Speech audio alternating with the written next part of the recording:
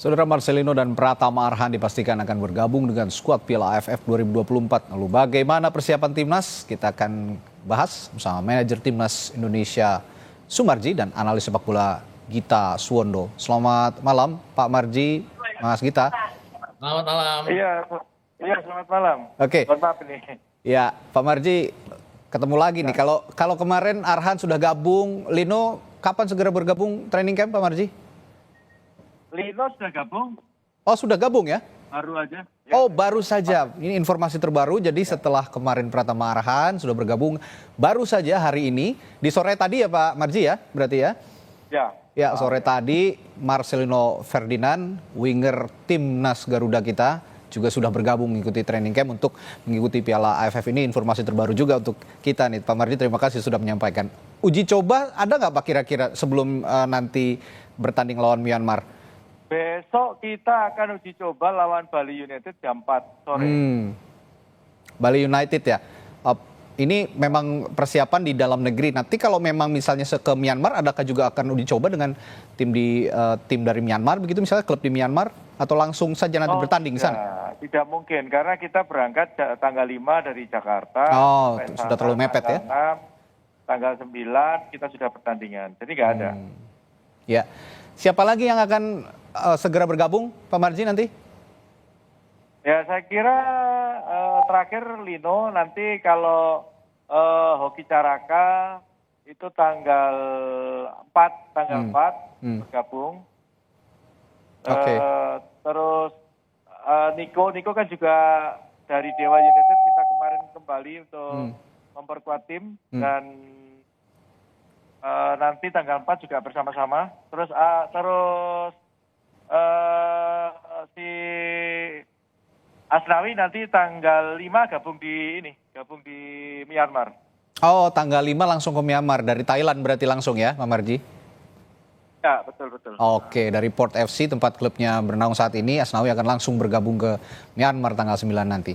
Baik, saya ke Mas Gita dulu nih. Mas Gita, kalau melihat... Saya kebetulan ini mau naik pesawat, mau ke Bali. Sudah mau boarding ya Pak Marji? Off dulu. Ya, udah. Pak, kalau gitu gini Pak Marji, kalau gitu satu pertanyaan terakhir sebelum naik pesawat. Ini kan Hubners, Jenner, dan Rafael Struijk ini sepertinya sulit untuk bergabung. Sudah ada penggantinya kalau dari Coach Sintayong? Begini, jadi kalau Rafael itu barusan tadi Pak Ketua Umum menyampaikan ke saya, tanggal 17 itu bisa bergabung sebelum Filipina. Tanggal 17 bisa bergabung, tapi artinya untuk pertandingan melawan Myanmar belum bisa dulu begitu ya? Belum. Oke.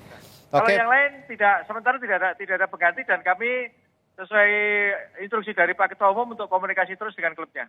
Oke. Baik, kalau begitu Pak Marji sudah mau naik pesawat ya Pak ya? Hati-hati di pesawat. Terima kasih sudah bergabung singkat, dan informasi berharganya tadi dari Pak Marji adalah bahwa Marcelino Ferdinand sudah bergabung sore tadi dengan timnas Garuda untuk persiapan training camp melawan Myanmar, nanti terbang ke Myanmar. Jadi Marcelino, Pratama Arhan sudah bisa memperkuat skuad Garuda Muda kita U22.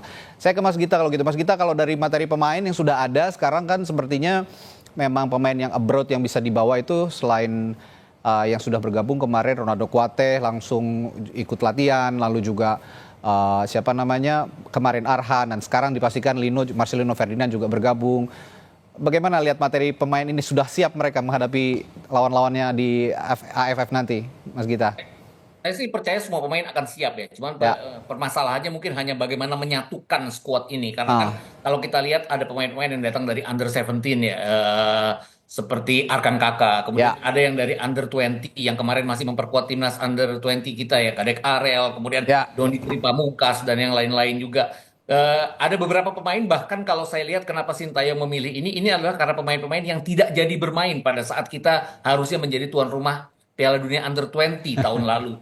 Seperti misalnya Marcelino Ferdinand. Kemudian kalau Sintayong benar-benar spesifik menyebut bahwa lini depan tidak masalah dengan tidak adanya Struijk, tapi kan ada Hoki Caraka. Hoki Caraka ini kan yang paling dalam tanda kutip sakit hati pada saat Under 20 itu tidak jadi. Bagaimana dia merasakan bahwa ini kesempatan dia untuk membalas apa yang tidak bisa dia dapatkan pada saat under 20. Ini kesempatan dia. Karena kalau kita bicara kualifikasi Piala Dunia, dia kan lebih sebagai pemain cadangan. Ini kemungkinan besar dia akan menjadi pemain inti, starting 11 pada saat nanti berhadapan dengan Myanmar dan yang lain-lain. Dan rasa sakit hati itu tadi nanti bisa gaspol dong ya di AFF ya, Mas Gita? Harusnya, karena selama ini kan selalu orang mengatakan bahwa Hoki Caraka kadang-kadang tidak bisa berbuat apa-apa di depan. Ini kesempatan dia untuk membuktikan bahwa dialah pantas di lini depan dengan sekarang mengandalkan under 20. Oke. Nah, kalau kemarin ada catatan juga sebenarnya menggabungkan kelompok umur di timnas kita. Ini kan kelompok umurnya juga variatif ya di U22 ini. PR yang paling besar untuk Sintayong apa sih sebenarnya? Bagaimana menyatukan para pemain ini yang belum terbiasa bermain, belum banyak pengalaman mereka di internasional, kecuali beberapa pemain yang sudah dipanggil timnas senior ya, seperti Ferrari, kemudian Marcelino Ferdinand, Pratama Arhan, Asnawi Mangku Alam, dan Hoki Caraka sendiri. Kemudian kalau kita bicarakan lawan-lawan mereka nanti, ini kan kemungkinan terutama Vietnam. Ini kan kita benar-benar harus memperebutkan juara grup untuk mungkin menghindari Thailand di semifinal nanti. Ini artinya kita benar-benar harus imbang atau setidaknya mengalahkan Vietnam. Dan bertanding melawan Vietnam itu kita away. Ini yang mungkin agak risky. Agak berat ya. Tahun ini kita 3 kali loh mengalahkan Vietnam dengan pemain-pemain senior yang isinya adalah pemain-pemain yang datang dari Eropa. Dan sekarang kan kita benar-benar mengandalkan para pemain kita yang bermain di liga lokal, bahkan di under 22 sendiri. Dan nggak salah sebenarnya milih under 22 karena ini cikal bakal nanti untuk bermain di SEA Games, untuk bermain di AFC Asian Cup under 23 dan yang lain-lain. Oke. Bicara starting 11 Mas Gita, kalau boleh kita coba ramu starting 11 yang bisa dimainkan oleh Sintayong nanti pada laga perdana lawan Myanmar.